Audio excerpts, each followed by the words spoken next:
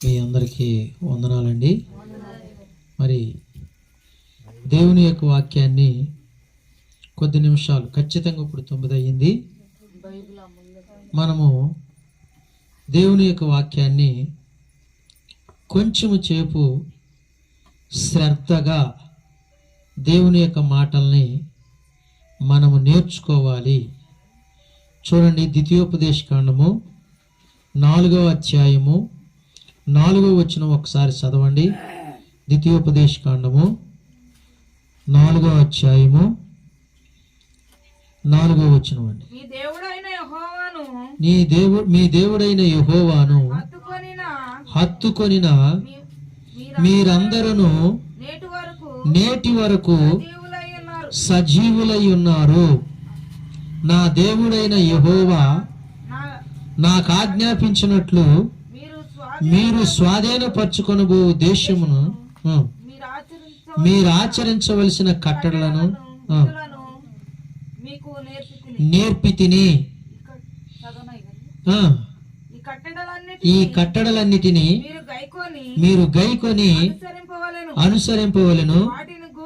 వాటిని గూర్చి విను జనుల దృష్టికి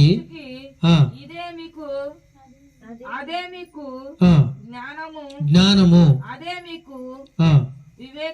వివేకము వారు చూచి నిశ్చయముగా ఈ గొప్ప జనము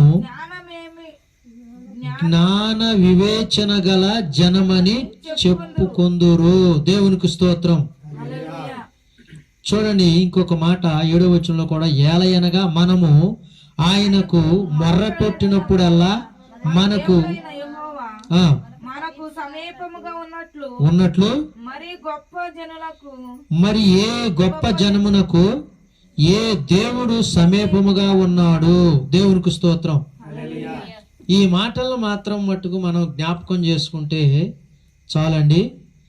ఇక్కడ మనం జ్ఞాపకం చేసుకున్నట్లయితే, దేవునిని హత్తుకొని ఉన్న మీరు సజీవులుగా ఉన్నారు నేటి వరకు. దేవునికి స్తోత్రం.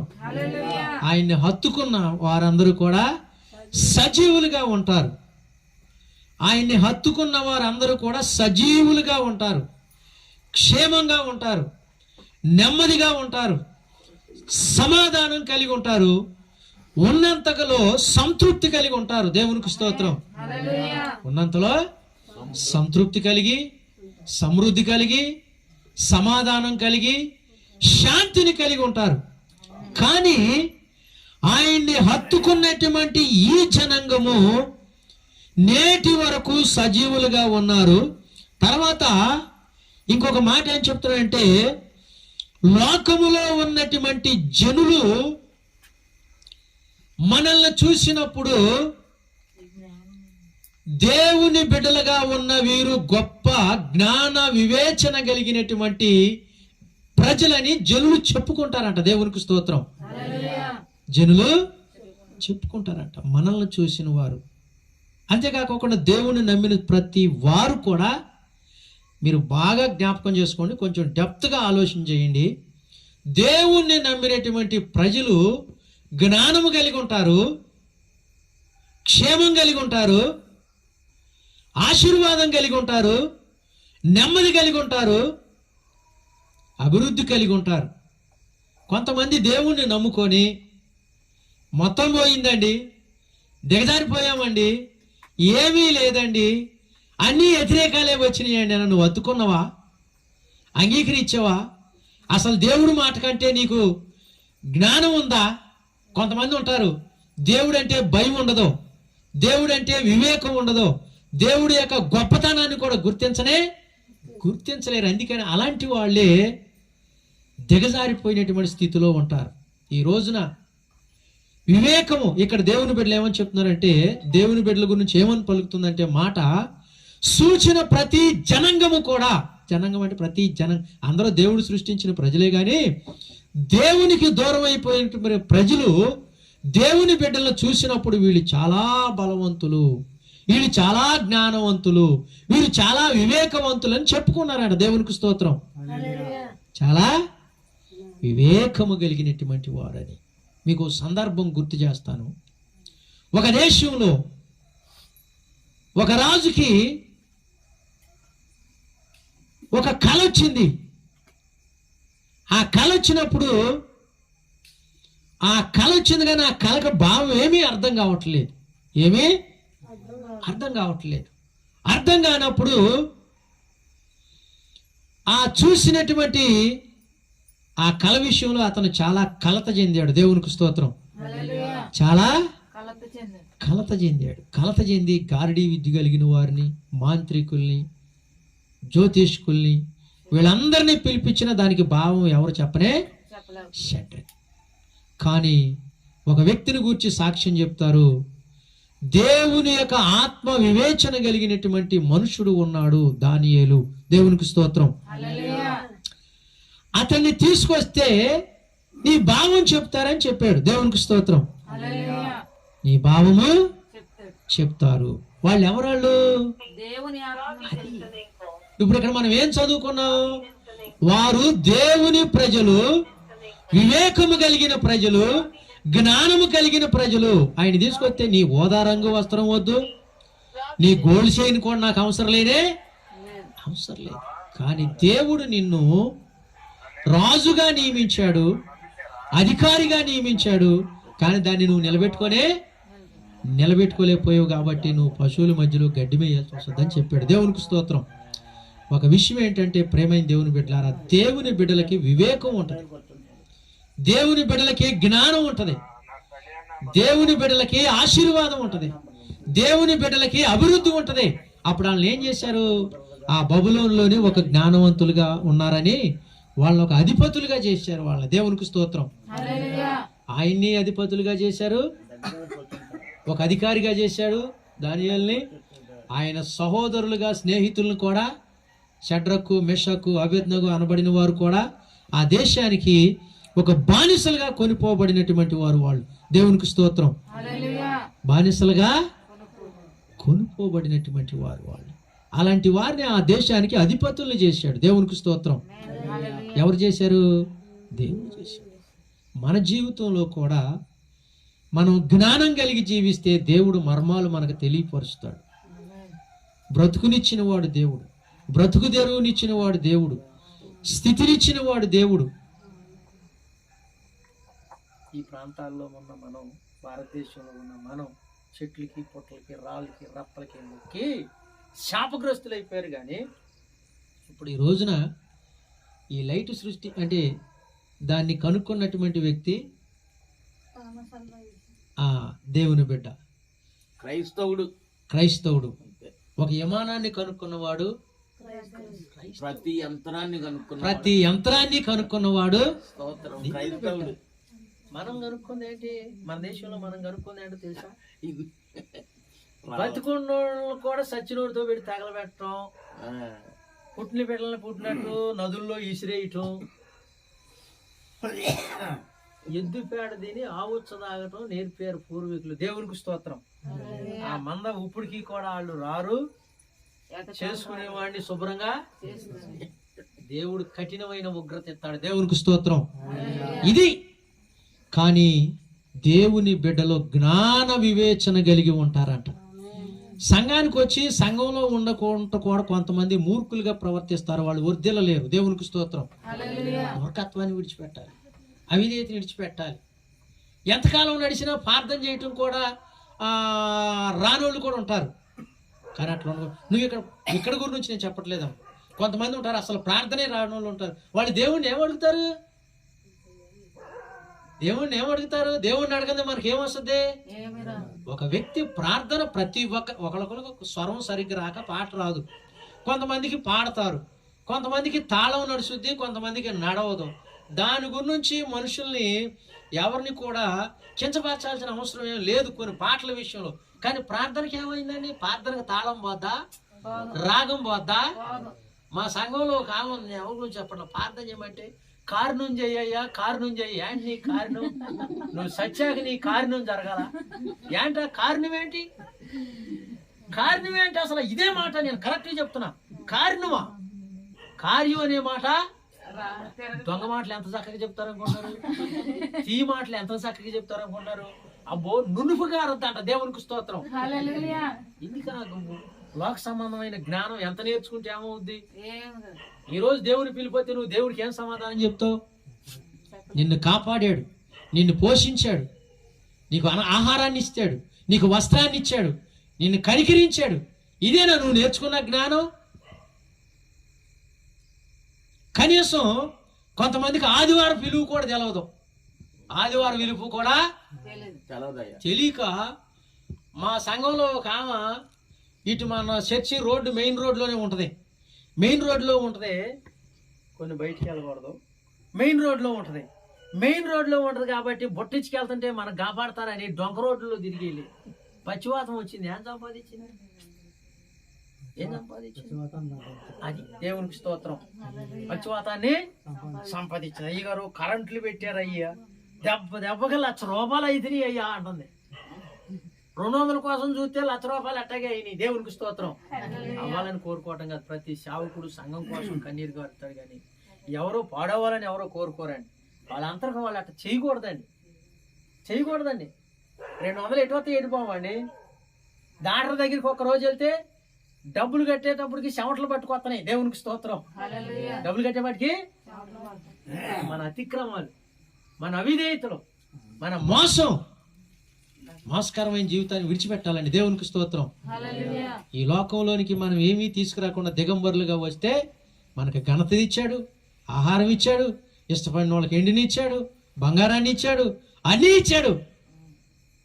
ఏం చేశానయ్యా నీ కోసం ఈ బ్రతుకునిచ్చావని, ఏం చేశానయ్యా నీ కోసం ఈ బ్రతుకునిచ్చావని, ఒక్కరినైనా ఒక ఆత్మనైనా, ఒక్కరినైనా ఒక ఆత్మనైనా రక్షించానా, నీకై వెలిగించానా. ఏం చేశాం?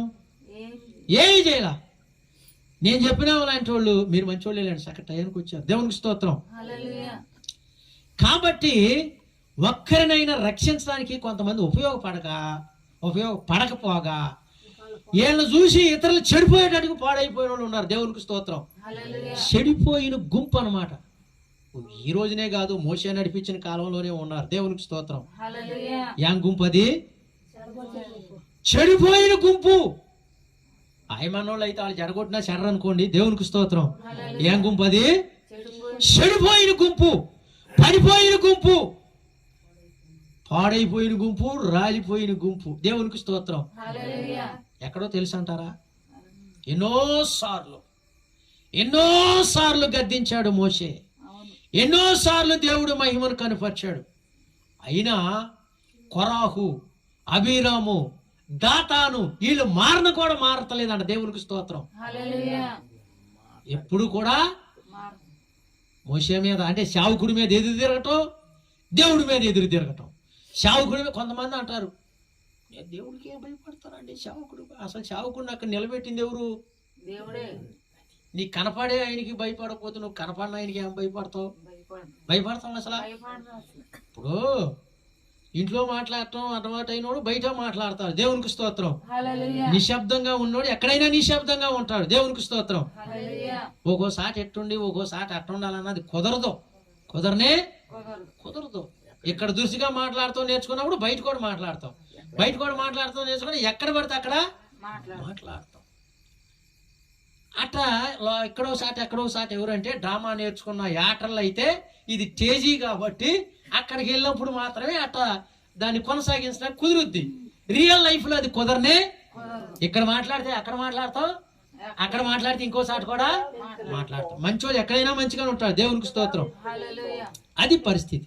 ఆ అబీరాము, దాతాను, కొరాహు వీళ్ళందరూ కూడా దేవునికి వ్యతిరేకంగా ఉన్నప్పుడు దేవుడు ఏమన్నాడంటే చాలా సార్లు పరీక్షించాడు. అయ్యా వాళ్ళ గుడారాలకి మీ గుడారాలు వేరుగా వేసుకోండి అని అన్నాడు. దేవునికి స్తోత్రం. ఏం చేశాడండి? వాళ్ళ ఇశ్రాయేలు గుడారాలు వేసుకున్న వాళ్ళు యాత్రలో అంటే కానాని యాత్రలో ఆ గుడారాలన్నీ వాళ్ళ చుట్టూ దగ్గరలో ఉన్నాయన్నీ తీసుకొని ఎడంగేసుకోమని చెప్పాడు. ఎందుకని? వాళ్ళు మంచోళ్ళు కాదని కాదు, అసలైన పరిస్థితి ఉంది. దేవునికి స్తోత్రం. మంచో చెడ్డో తర్వాత అది మనం ఆలోచిస్తాం. ఎందుకో చెప్పండి, ఏదో ఒకటి మీకు కొద్దిగా అంటే అర్థం అవుద్దని నేను ఇట్లా అడుగుతున్నా మిమ్మల్ని. ఎందుకు ఎడంగా వేసుకోమన్నాడు? అబీరాము దాతాను కొరాహు గుడారాలు ఎందుకు ఎడంగా వేసుకోమని చెప్పాడు? నెర విడిచి కొరాహుకి సంబంధించినటువంటి ఆ పరిస్థితులన్నిటిని కూడా నెరవిడిచి భూమి మింగేసింది. దేవునికి స్తోత్రం. మీరు ఎప్పుడైనా సరే ఎదురు తిరుగు లాంటి స్వభావం నేర్చుకోమోకండి. దేవునికి స్తోత్రం. నేనైనా నాకన్నా పెద్ద సేవకులకి నేను లోబడాలి. దేవునికి స్తోత్రం. అర్థమవుతుందండి? లోబడటం అనేది అది దేవుడి నుంచి వచ్చింది. ఎదురు తిరగటం అనేది సైతాన్ నుంచి వచ్చింది. దేవునికి స్తోత్రం. మీరు వారి గుడారాలకి ఎడంగా వేసుకోమని అన్నారు. కొరాహుని కుమారులే అంగీకరించాల. దేవునికి స్తోత్రం. కొరాహు ప్రవర్తన సరిగా లేదని కొరాహు కుమారులు రాసిన కీర్తనలు అని రాయబడి ఉంటది. కొరాహు కుమారులు డివైడ్ చేశాడు దేవుడు. అంత ఎవరు నీతిమంతులో వారిని దేవుడు తప్పిస్తాడు. దేవునికి స్తోత్రం. మనం ఏం చదివాం? సజీవముగా కాపాడబడతాం, జ్ఞానవంతులు అవుతాం, బలవంతులు అవుతాం, ఐశ్వర్యవంతులు అవుతాం. అది దేవుడి యొక్క కృపలో మనం అట్లా వర్ధిల్లుతాం అన్నమాట. దేవుణ్ణి హత్తుకొని నడిస్తే, దేవుణ్ణి హత్తుకొని నడిస్తే కొరాకు అతని యొక్క ఆ దాతాను నెరవిడిచి వారి ప్రాణంతోనే భూమి వారిని మింగివేసిందని బైబిల్లో రాయబడి ఉంది. దేవునికి స్తోత్రం. సమయం లేదు కాబట్టి రెఫరెన్స్ నేను మీకు చూపించలేదు. కాబట్టి ఎందుకంటే దేవుని బిడ్డలుగా ఉన్న వారిని దేవుడు అంట సజీవముగా ఉంచుతాడు. ఆయన తోడై ఉంటాడంట. కాబట్టి కొంతమంది అవిశ్వాసంతో, క్రమశిక్షణ లేకోకుండా, కృతజ్ఞత లేకోకుండా, విధేయత లేకోకుండా ప్రవర్తించి వారు వర్ధిల్ల లేకోకుండా ఉంటారు. దేవునికి స్తోత్రం. ఒక పాట ఉంది. పడైన కోరాహు పాపంబు మాని విధేయులై వీరాజిల్లుడి, సియోను పాటలు సంతోషముగా పాడుచు సియోను వెళ్ళేదాము. లోకాన శాశ్వత ఆనందమేమియు లేదని చెప్పెను ప్రియుడేసు. లోకాన శాశ్వత ఆనందమేమియు లేదని చెప్పెను ప్రియుడేసు. పొందావలే నీ లోకమునందు కొంతకాలము ఎన్నో శ్రమలు. దేవునికి స్తోత్రం. క్రీస్తు కొరకు ఈ లోకంలో ఆనందం ఏమన్నా ఉందా? సంతోషం ఏమన్నా ఉందా? ఏమీ సంతోషం లేదు. ఏమీ సంతోషం లేదు. ఈ లోకంలో ఉన్నదంతా స్వార్థం ప్రియబిడ్డ. ఈ లోకంలో ఉన్నదంతా అహంభావం, అహంకారం, అవిధేయత. ఇన్ని బాధలు పడి కొంతమంది ఏదో మూట కడదామని, ఏదో పైకి తీద్దామని ప్రార్థనలో క్రమాలు మానేసి తిరిగి సంపాదిద్దామని చూస్తాను. నేను చెప్పాను చూసారా, ఆ మహాతల్లి ఇటు నుంచి వెళ్ళకోకుండా అటు తిరిగి వెళ్ళే తల్లి.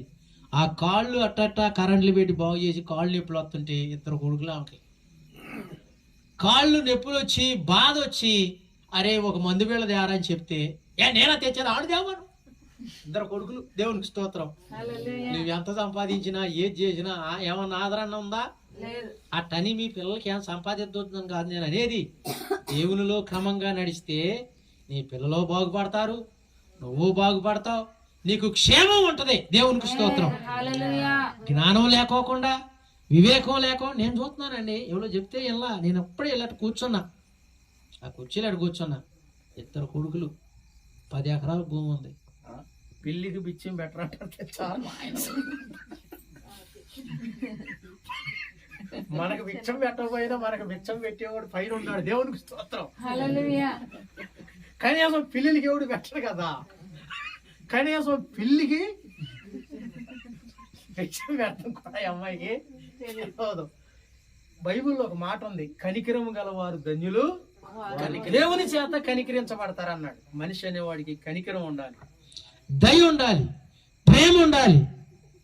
ఇవన్నీ దేవుని నుండి పుట్టిని. ఆ ఏవీ లేకుండా బ్రతికేపటికి బంధు వెళ్ళి ఎంత దాని బెసాది ఎంత రూపాయి పారైతే ఫార్మసీలోకి వెళ్తే 2 మన ముఖాన్ని కొడతాడు, 2 కొడతాడు. మామూలు షాపులోకి వెళ్తే రూపాయికి ఒకటి వస్తుంది. 2 రూపాయల బిళ్ళలకు అవకాశం ఈయనే ఇవ్వట్లా ఈ అమ్మాయికి. దేవునికి స్తోత్రం. 2 రూపాయలకు కూడా అవకాశం ఇవ్వనే ఇవ్వట్లా. బైబిల్లో రాయబడింది, ఈ లోకంలో నీకేది కనికరం దొరకాలన్నా దేవుడు దయ. ఆయన అదే చెప్పాడు. ఈ మాటలు కొంతమంది అర్థం చేసుకోరండి. అసలు దేవుడు వాక్యం చెప్పేటప్పుడు కొంతమంది అసలు అర్థం చేసుకోరు, కొంతమంది ఏమో నిద్రపోతారు, కొంతమంది ఏమో అసలు ఆ వాక్యం అనేది లోపలికి వెళ్ళదనమాట. కాబట్టి ఈ మాటలన్నీ దేవుడు మన కోసమే చెప్పాడు. కనికరము గలవారు ధన్యులు, వారు దేవుని చేత కనికరించబడతారని చెప్పాడు. అసలు నీ కనికరం తెలియకోకుండా బ్రతికే వాళ్ళు చాలా మంది ఉన్నారు. కనికరం ఉండాలి మనిషి అనేవాడికి, విధేయత ఉండాలి మనిషి అనేవాడికి. సహజమైనటువంటి దైవత్వాన్ని మనం చూపించలేము కొన్నిసార్లు, కానీ ఉందంటారా? చూపించలేము. కనీసం దైవత్వం లేకపోయినా కనీసం మానవత్వంతోనన్నా మనిషి బ్రతకాలి. దేవునికి స్తోత్రం. అసలు మనం దైవత్వంతో బ్రతకాలి. దాన్ని ఎట్లా కనపరచలేకపోతున్నాం సరిగ్గా. కనీసం మనుషులుగా మనల్ని సృష్టించాడు కాబట్టి మానవత్వం కూడా లేకుండా బ్రతుకుతారు కొంతమంది. దేవునికి స్తోత్రం. నువ్వు ఈర్ష్యపడితే నీకేమొస్తుంది? అసూయ పడితే నీకేమొస్తుంది? అహంకారం చూపితే ఏమొస్తుంది? కోపం ద్వేషం వల్ల నీకేమొస్తుంది? వీటి వల్ల ఏమీ రాదు. దేవునికి స్తోత్రం. వీటన్నిటి వల్ల ఒకటి వస్తుంది నాకు తెలిసి, బీపీ గాని షుగర్ గాని. ఈ 2 వీటి వల్ల వచ్చేది 2. దేవునికి స్తోత్రం. కానీ తెలుసుకోండి, దేవుడు సజీవులుగా మనల్ని కాపాడాలి అంటే, సజీవులుగా మనల్ని నడిపించాలి అంటే, సజీవులుగా మనల్ని వర్ధిల్ల చేయాలి అంటే, ఇక్కడ వాక్యం ఏమని చెప్తా ఉందంటే, ఆయన్ని హత్తుకొని నడవాలి, క్రమం కలిగి నడవాలి, చెడిపోయిన వారిని చూడకోకుండా బాగుగా మనం దేవుని వైపు నడవాలి. బైబిల్లో ఎబ్రీ పత్రికలో 12వ అధ్యాయంలో ఏమంటాడంటే, మీరు చదువుకోండి. తర్వాత సిలువలో ఏలాడుచున్న యేసు వైపు చూస్తూ, సిలువ వేయబడిన యేసు వైపు చూస్తూ, మీ ముందుంచబడిన పరుగు పందెంలో ఓపికతో పరిగెత్తండి అని అన్నాడు. లోకంలో ఉన్నోళ్ళు చూడొద్దు. అదిగా ఆ అమ్మాయి సరిగ్గా రావట్లేదుగా, 3 వారాలు మానేసింది. నేను 1 వారం మానేస్తే ఏమవుద్దని అనుకుంటాం అనమాట మనసులో. కొంతమంది ఉంటారు, అందరూ ఉంటారట. అంటే జ్ఞాన వివేకం కలిగిన వాళ్ళు అట్లా ఉండరు. దేవునికి స్తోత్రం. కొరాకుని నెరల్లోకి పడదోశాడు. నువ్వు కూడా నెరల్లోకి వెళ్తావా? నీకెందుకంత అవసరం? నీకు అవసరం లేదు. పతనం అయిపోయేవాళ్ళు పతనం అవనాయి. ప్రభు అదే చెప్పాడు. అన్యాయంగా ప్రవర్తించే వాళ్ళే, అక్రమంగా ఉండాలనుకున్న వాళ్ళే అట్టగే ఉన్నాయి. నువ్వు అట్ట అవ్వద్దని అంటున్నాడు. దేవునికి స్తోత్రం. ఈ రోజున జ్ఞానం లేనటువంటి వాళ్ళు వాళ్ళని చూసి వీళ్ళని చూసి చెడిపోతున్నారు. దేవునికి స్తోత్రం. కానీ దేవుణ్ణి హత్తుకో, నువ్వు జ్ఞానవంతురాలు అవుతావు, నువ్వు జ్ఞానవంతుడు అవుతావు. నీ తర్వాత నీ బిడ్డల జ్ఞానవంతులు అవుతారు. గొప్ప వివేకం కలిగిన జనులుగా ఉండి, మీరు ఉద్యోగస్తులుగానో, మంచి పని కలిగో, మంచి ఒక వ్యాపారస్తులుగానో, ఒక వ్యవసాయదారులుగానో, ఒక పనికొచ్చే స్థానంలో మిమ్మల్ని ఉంచుతాడు. దేవునికి స్తోత్రం. ముందు నీకేం కావాలంటే జ్ఞానము కావాలి, వివేకము కావాలి, దేవుణ్ణి నమ్ముకోవాలి. మా నాన్నగారి కాలంలో వాళ్ళకి ఏమీ తెలియదు, తాగి రోడ్ల మీద పడిపోవటం తెలుసు. మరి నా దగ్గరికి వచ్చేపట్టి నేను కొంచెం దేవుణ్ణి నమ్ముకున్నా. దేవునికి స్తోత్రం. దేవుణ్ణి నమ్ముకున్నా, జ్ఞానవంతులు అయ్యాం. నాకు సరైనటువంటి రీతిలో వాళ్ళని చదివించలేకపోయారు. ఏదో కొంచెం నైట్ స్కూల్లో ఇట్లాంటి వాటిల్లో కొంచెం చదువుకున్నా. తర్వాత మా బిడ్డల్ని బలమైన చదువులు చదివించాను. మా అబ్బాయి కూడా మంచి పరిచర్య చేస్తున్నాడు. దేవునికి స్తోత్రం. మంచి పరిచర్య చేస్తున్నాడు. మరి తెలుగులో ఇంగ్లీష్లో కూడా దేవుని సువార్త ప్రకటిస్తున్నాడు కొన్ని సమయాల్లో. దేవునికి స్తోత్రం. కారణం ఏంటంటే, నేను ఎందుకు ఇది గొప్పతనం అని చెప్పట్లేదు, కానీ దేవుణ్ణి అంగీకరించినప్పుడు మనం జ్ఞానవంతులం అవుతాం. దేవునికి స్తోత్రం. ఏమని చెప్పాడండి?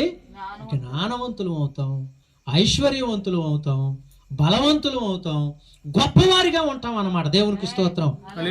కదల్చబడి ఇంకొక వాక్యాన్ని చదవని సమయం అవుతుంది కాబట్టి నేను సమయానికి ముగిస్తాను. కీర్తనలో నుంచి కొన్ని మాటలు మనం చదువుకుందాము.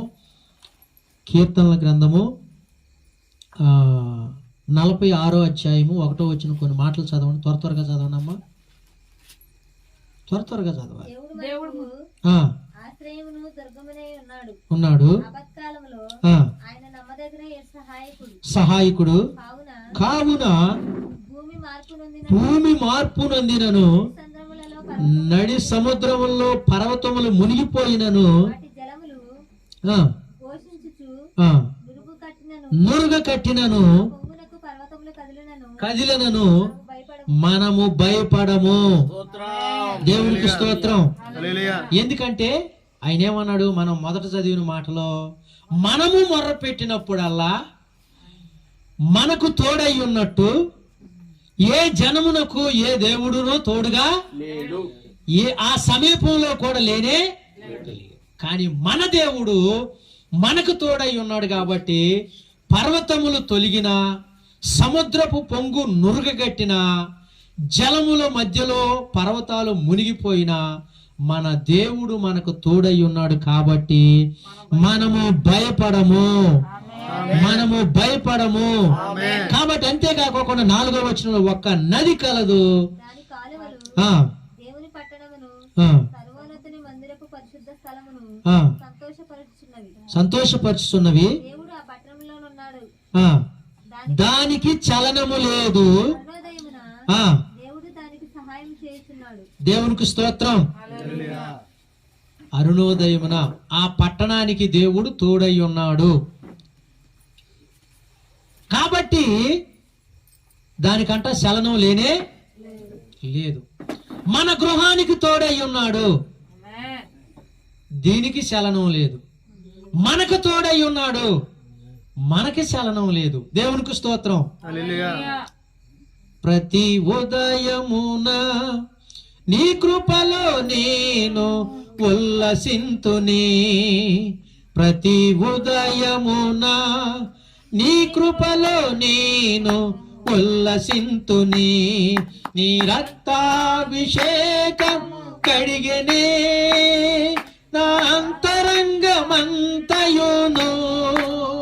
దేవునికి స్తోత్రం. హల్లెలూయా. ప్రతి ఉదయము ప్రతిరోజు మనకు సహాయం కాబట్టి దేవుడంట అరుణోదయం అంటే ఉదయకాలం. దేవుడు ప్రతి ఉదయాన మనకు సహాయం చేస్తాడంటండి. దేవునికి స్తోత్రం.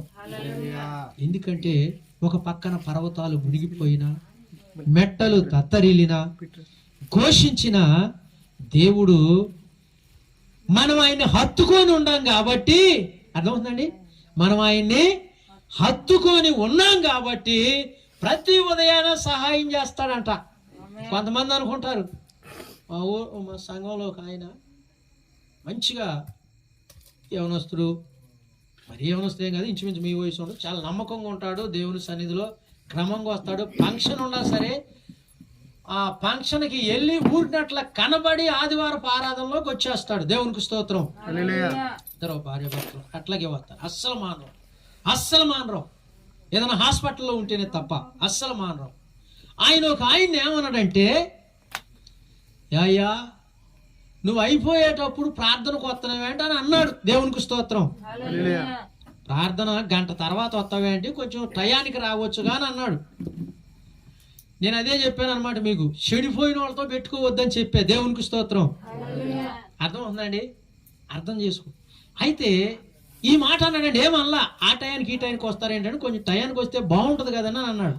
దీనికి వాక్యంలో ఒక సాట ఉంది. ఏమని ఉందంటే, కీర్తనలతోనూ సంగీతములతోనూ ఆత్మ సంబంధమైన పాటలతోనూ ఒకరినొకరు హెచ్చరించుకోనుడు అని బైబిల్లో రాయబడి ఉంది. ఎక్కడ? ఎఫెసీ పత్రికలో ఉంది. దేవునికి స్తోత్రం. ఇప్పుడు ఆయన్ని ఆత్మీయంగానే కదండి ఒక్క చిన్న మాటగా హెచ్చరించింది. హెచ్చరించుకోవడం ఏం లేదు కదా, టయానికి వస్తే బాగుంటది కదా అన్నాడు. ఆ మాటకి అన్నాడు తెలుసా, కష్టం కోపం వచ్చేసేసి లోకానుసారంగా తిరిగోడుతో దెయ్యం ఉంటది. దేవునికి స్తోత్రం. అది ఎంకరేజ్ చేస్తుంది అనమాట. అంటే మీరే పరలోకం వెళ్ళండి, మేము నరకానికి వెళ్తామని అన్నాడండి. మీరే అసలు దేవుని సంఘానికి నరకానికి వెళ్దామని వస్తున్నాడా, పరలోకానికి వెళ్దామని వస్తున్నాడా? ఇదే నీ జీవితం వద్దెలదు, వద్దెలనే వద్దెలదు. ప్రార్థనలోకి వచ్చి నిద్రపోవటం అంటే దాని అర్థం ఏంటి? అసలు అది అర్థం ఏంటండి? అది దురాత్మ కాదా? కాబట్టి ప్రేమైన దేవుని బిడ్డలారా, దేవుని మందిరంలో ఇప్పుడు చాలా క్రమశిక్షణతో ఉంటేనే దేవుడు ఇక్కడ అరుణోదయమున నీకు సహాయం చేస్తాడు. అరుణోదయమున అర్థంలోకి వస్తే చాలు కళ్ళు రెండు ఉబ్బిపోతాయి, టకామంట అట పక్క నువ్వునా కోపం వస్తుంది అనమాట. ఎందుకంటే లోపల ఉన్న దేవుడు ఎంత కోపం వస్తుంది అనుకున్నారు. ఇప్పుడు నిద్రపోతున్న వాళ్ళు మీరు వాళ్ళ సంగతి వదిలేయండి. మిగతాను క్రియ. ఇప్పుడు ఎంఆర్ఓ గారు ఆఫీస్కి వెళ్ళి నేను కలెక్టర్ ఆఫీస్ ఇంకా గొప్పతనంగా ఉంటుంది. ఆయన దగ్గర ఇటు నుంచున్నాం, సార్ కొంచెం ఈ అవసరం అండి, కొంచెం నాకు మీరు ఈ మధ్య జగన్ గారు ఏదో పథకం పెట్టాడు, దాని నిమిత్తం వాళ్ళ దగ్గర నుంచి కొంచెం సంతకం తెచ్చుకోవాలన్నమాట. ఈఆర్ఓ దగ్గర నుంచి కానీ ఎంఆర్ఓ దగ్గర నుంచి వెళ్ళి నుంచుంటే ఇటు నుంచున్నాం. ఎందుకంటే ఆయన ఒక అధికారి కాబట్టి గౌరవించాలి. మరి ఈయన సర్వాధికారి కదండి. ఈ అధికారుల దగ్గర నేనే కాదు మీరైనా నమస్కారం చేసుకుంటూ ఉంటారు కదండి ఎవరైనా. కానీ ఆ అధికారి కన్నా ఈ అధికారి ఇంకా గొప్పోడు కదండి. కాబట్టి దేవుని సన్నిధిలో క్రమం నేర్చుకుంటే దేవుడు నిన్ను సజీవంగా కాపాడుతాడు. అవకతవకలుగా ప్రవర్తించామనుకోండి అరగా కొరగా, మన జీవితం కూడా అరగా కొరగానే ఉంటుంది. మన బ్రతుకు దినాలన్నీ కూడా కఠినత్వాన్ని అనుభవించాల్సి వస్తుంది. దయగలిగిన వాని యొక్క దయను మనం పొందుకుంటే సజీవంగా కాపాడుతాడు. అటు పర్వతాలు తొలుగుతాయి, ఇటు మెట్టలు తత్తరెత్తాయి, అటు పొంగు సముద్రాలు నురగ కడతాయి, కానీ సజీవంగా నిన్ను కాపాడుతాడు. దేవునికి స్తోత్రం. కరోనాలో ఎంతమంది లేచిపోవాలా? మనం వాళ్ళకన్నా ధనవంతులమా గొప్ప వాళ్ళమా? కాదు. దేవుడు మన మీద కనికరం చూపాడు. మనం సంపూర్ణత చెందాలి దేవుని సన్నిధిలో. దేవుడు ప్రతి అరుణోదయమును మనకు సహాయం చేస్తాడట. మనం జ్ఞానవంతులం అవుతాం అన్నమాట. కాబట్టి దేవుని సన్నిధిలో ఎల్లప్పుడూ కూడా మనం క్రమాన్ని కలిగి విధేయతను కలిగి జీవించాలని నేను మీకు తెలియపరుస్తున్నాను. కాబట్టి ప్రేమైన దేవుని బిడ్డలారా, దేవుని సన్నిధిలో దేవునికి మనం లోబడి, ఈరోజు నేను మీకు చెప్పిన అంశం ఏంటంటే ఆయన్ని హత్తుకున్న నాటి నుండి లేదా ఆయన్ని హత్తుకున్న అనుభవం కలిగినటువంటి వారిని దేవుడు సజీవంగా కాపాడతాడు. వాళ్ళు గొప్ప జనాంగం అవుతారు. అవట్లేదు అంటే దాని అర్థం ఏంటంటే వాళ్ళు సరిగ్గా వెంబడించనే మన అది అనమాట, లోపం ఉందన్నమాట. జ్ఞాని అయిన సొలొమోను రాస్తాడు. అవన్నీ చెప్పడానికి సమయం కాదు, కానీ ప్రసంగిలు అంటాడు, ఏమంటాడంటే మీరు వినండి, వంకరది తిన్ననికి రాదు, అది వాక్యం కాదు, వంకరది తిన్ననికి రాదు, లోపము గలది లెక్కలోనికి రాదు అని అన్నాడు. దేవునికి స్తోత్రం.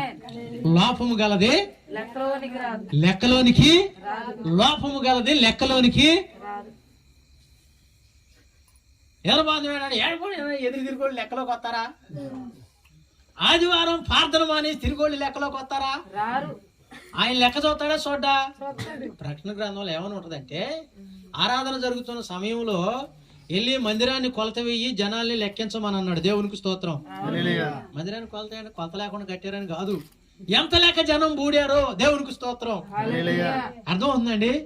ఎంత లెక్క ఊడారో, ఎంతమంది ఉన్నారో లెక్కేమని అన్నాడు.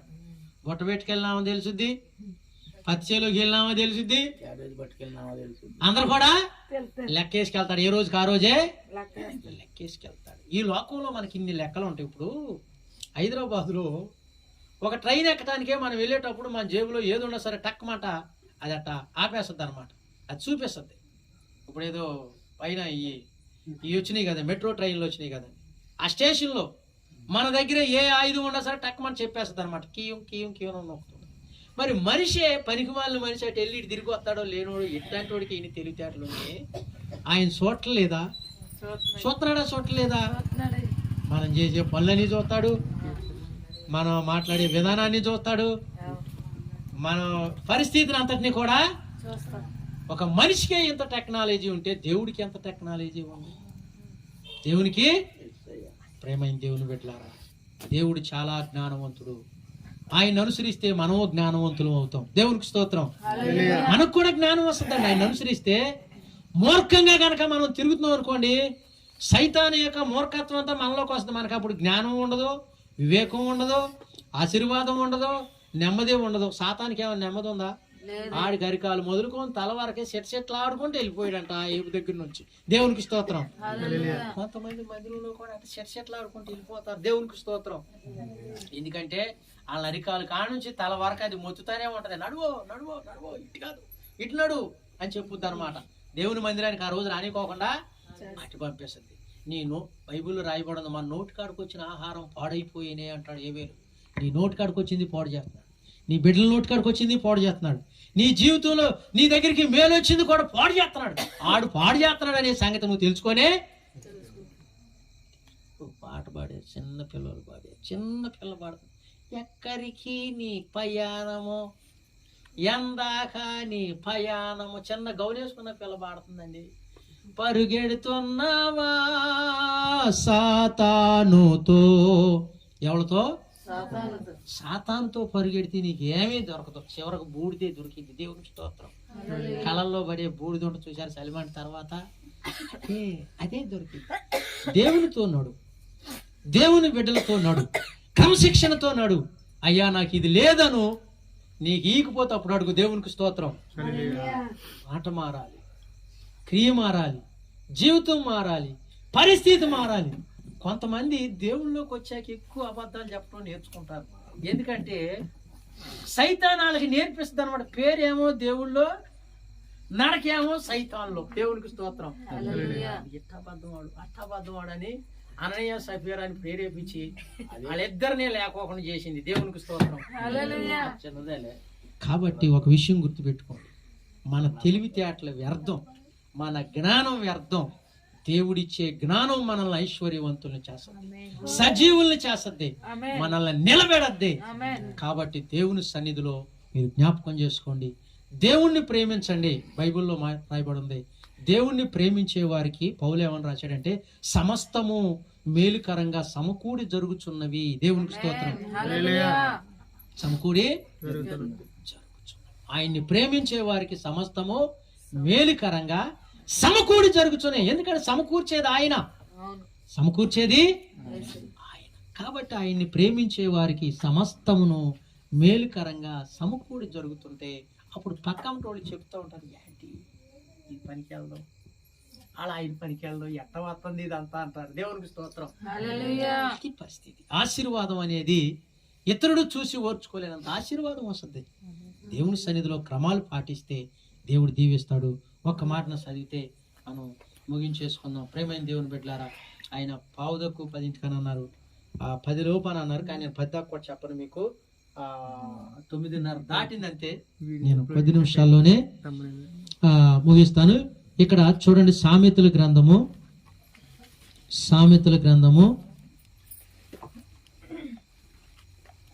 8వ అధ్యాయము 20వ వచనం.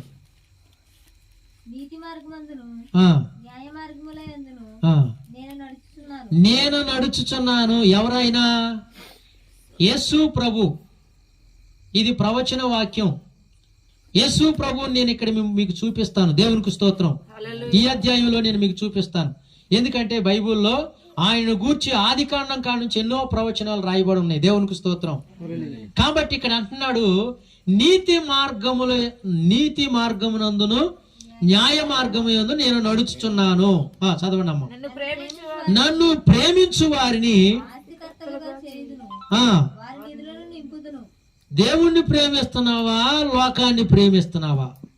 చూడండి, ఇక్కడ దేవుడు చెప్తున్నాడు, అక్కడేమో సజీవంగా కాపాడుతున్నానని చెప్తున్నాడు, జ్ఞానం ఇస్తున్నానని చెప్తున్నాడు, సమృద్ధిని ఇస్తున్నానని చెప్తున్నాడు. ఇక్కడ ఏమన్నాడంటే నన్ను ప్రేమించు వారిని నేను ఆస్తికర్తలుగా మనుషులు చేస్తారా, దేవుడు చేస్తాడండి? ఇది ప్రవచన వాక్యం కదండి. నన్ను ప్రేమించే వారిని నేను నడిచేది యథార్థమైన త్రోవలో నడుస్తున్నా, న్యాయమైన త్రోవలో నడుస్తున్నా. నా వెనకమాల మీరు నడవండి, నా వెనకమాల నడవండి. మీ ముందు నేను, నా వెనక మీరు నడవండి అని దేవుడు ఇక్కడ చెప్తున్నాడు అనమాట. తర్వాత చదవనమ్మా అక్కడ. సరే, ఇవన్నీ కూడా మరి సమయం చాలా అవుద్ది కాబట్టి అన్నీ చదవద్దు. కొన్ని మాటలే మనం జ్ఞాపకం చేసుకొని ముగించుకుందాం. చూడండి ఇక్కడ 32వ వచనం చదవండి. కావున పిల్లలారా ఆ, నా మాట ఆలకించు, నా మాట ఆలకించుడి, నా మార్గములను అనుసరించుడు నా మార్గములను అనుసరించిన వారు ధన్యులు. ధన్యులు. ఉపదేశములు నిరాకరింపక నిరాకరింపక దానిని అవలంబించి జ్ఞానులై ఉండుడి. జ్ఞానులై ఉండుడి. అనుదినము ఆ, నా గడప యొద్ద కనిపెట్టుకొని నా గడప యొద్ద కనిపెట్టుకొని నా ద్వారబంధముల యొద్ద కాచుకొని నా ఉపదేశము వినువారు ధన్యులు. ధన్యులు. నన్ను కనుగొనివాడు నన్ను కనుగొనువాడు దేవమును జీవమును కనుగొనును, యెహోవా కటాక్షము ఆ, వానికి కలుగును. వానికి కలుగును. నన్ను కనుగొనివాడు నన్ను కనుగొనని వాడు తనకే హాని చేసి తనకే హాని చేసుకొనును. నా యందు అసహ్యపడు వారందరూ మరణమును స్నేహితుడు. దేవునికి స్తోత్రం. ఇక్కడ ఏమన్నాడంటే నా గడప కమ్ముల దగ్గర కనిపెట్టుకొని ఉంటే మీకు కటాక్షం దొరుకుద్దని అన్నాడు. దేవునికి స్తోత్రం. మనుషుల కటాక్షం కొరకు మనం చాలా సార్లు పరుగులు చేస్తాం. ఓ 10,000 అప్పిస్తానంటాడు, వెళ్ళేటప్పుడు అంటాడు, కానీ ఇంటికి వెళ్ళిన తర్వాత అలా ఆవి ఏం చెప్పుద్దంటే, నువ్వు వాడికి డబ్బులు ఎత్తాడా నీకు తిరిగి, కానీ నీ సంగతి ఏంటో చూస్తాను అనేటప్పటికి ఇటు తిరిగి వచ్చేటప్పుడు ఏం చెప్తాడు తెలుసా? అయ్యో ప్రభాకరావు ఇద్దాం అనుకున్నాను కానీ నాకు ఇస్తానన్నాయి అందలేదు అంటాడు. దేవునికి స్తోత్రం.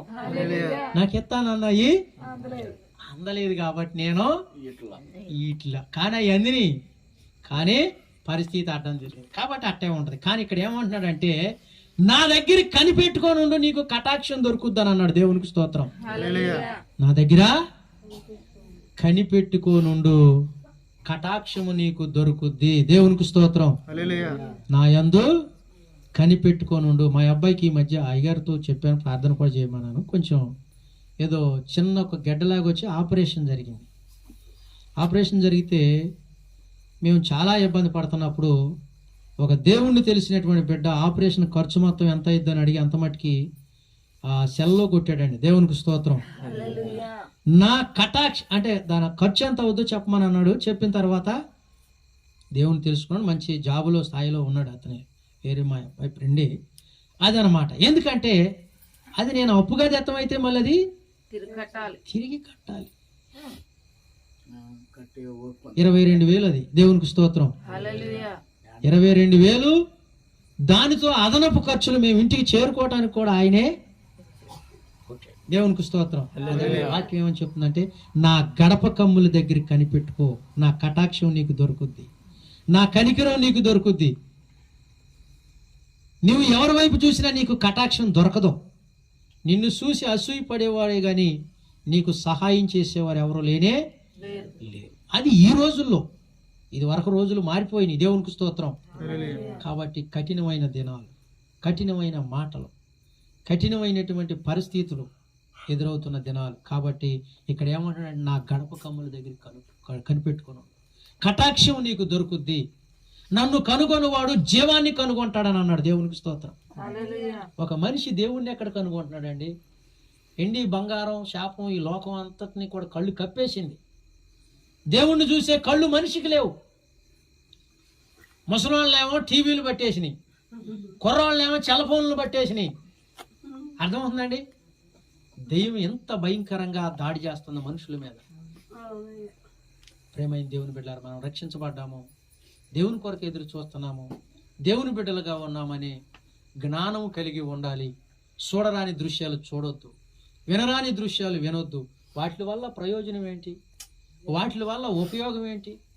మా టీవీ పాడైపోయి 2 సంవత్సరాలు అయిపోయింది. పొద్దు మాటలు కొనుక్కోగలరు, అది నాకు అనవసరం అయింది అనిపించింది, కొనలేక అసలు. దేవునికి స్తోత్రం. బిడ్డలు మంచి చదువు చదివి కారణం ఏంటంటే దేవుడి సన్నిధిలో వ్యర్థమైన దాని యందు మనం మనసు పెట్టుకోకుండా ఆయన మీద ఆధారపడి ఉండటం నేర్చుకోవాలి. దేవుని సన్నిధిలో సంపూర్ణులుగా ఉండాలి. ఆయన ఏమంటున్నాడంటే నన్ను ప్రేమించే వారిని ఆస్తికర్తలుగా చేస్తాను. ఇక్కడ ఆయన యేసు ప్రభువు నన్ను కనుగొనువాడు జీవమును కనుగొనును అని చెప్పాడు. నన్ను కనుగొనువాడు జీవమును కనుగొనును అని చెప్పాడు. కాబట్టి దేవుణ్ణి కనుగొనేవాడు గొప్ప జీవాన్ని కనుగొంటాడు అనమాట. ఇదిగోండి ఇక్కడ నన్ను కనుగొనువాడు జీవమును కనుగొనును, యెహోవా కటాక్షం వానికి కలుగును. నన్ను కనుగొనువాడు అంటే యేసు క్రీస్తువే కదండి. ఆయన యోహాను సువార్తలో చెప్పింది నేనే సత్యమును జీవమును. అది జీవం ఆయన ఒక్కడే. ఆయన తప్ప జీవం ఎవరు లేనే యేసు ప్రభు అక్కడే తిరిగి లేచాడు. దేవునికి స్తోత్రం. యేసు ప్రభు తిరిగి లేచాడని ఆయన యాసం వేసుకున్న సాధువు కూడా నేను తిరిగి లేగుతానని చెప్పాడట శిష్యులకి. నేను కూడా తిరిగి లేగుతాను 3వ రోజు అని చెప్పాడట. సరే వీళ్ళు ఏం చేశారంటే సమాధిలో పెట్టిన కాడ నుంచి మళ్ళీ కుళ్ళిపోతాడేమో, సరే పైనే ఉంచుతాం కత్తి 3వ రోజులు లెగుతాను అన్నాడు కానీ దుప్పట్లు అవి కప్పి ఉంచారంట సాధుని. 2 రోజులు అయిపోయింది, 3వ రోజు కూడా దగ్గర పడుతుంది. 3వ రోజు కూడా టైం దాటిపోయింది. ఏమన్నా లెగుతాడేమో మనం భజన చేస్తేనని లే సాధు లే సాధు అన్నారట. బుల్లి సాధులు ఉంటారు కదా పెద్ద సాధు చుట్టూ, అట్ట చేసి మెల్లిమెల్లిగా ఇంకా స్వరం పెరుగుతున్నారు. కోపం వచ్చేస్తున్నాను, అరిచి ఇంకా రెచ్చిపోతున్నాడు. లే సాధు లే సాధు అని అంటున్నాడు. ఇంకా లేగట్లేదు. లేగరా నాయన లేగరా సాధు.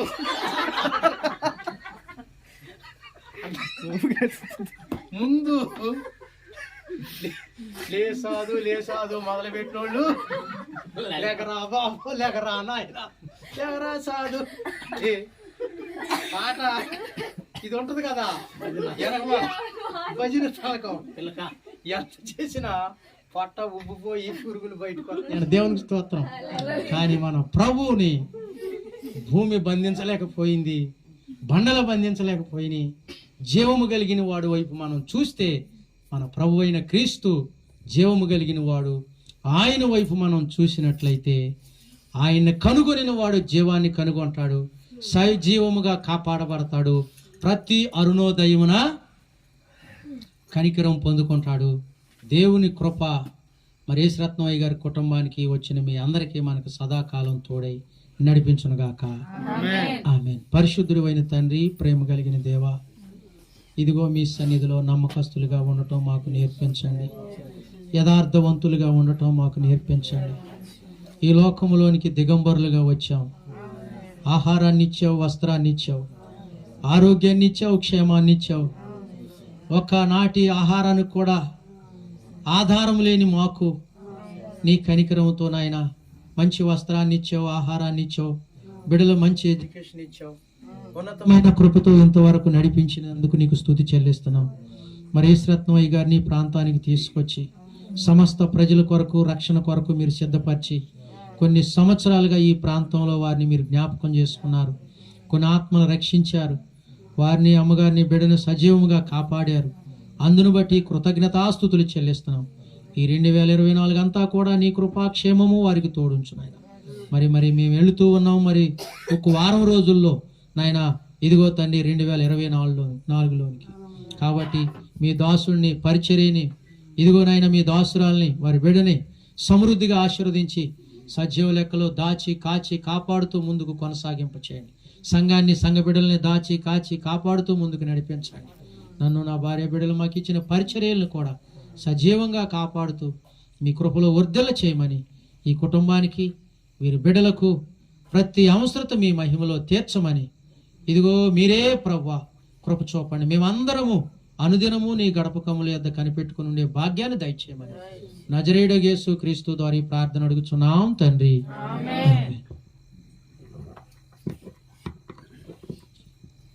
మన తండ్రి అయిన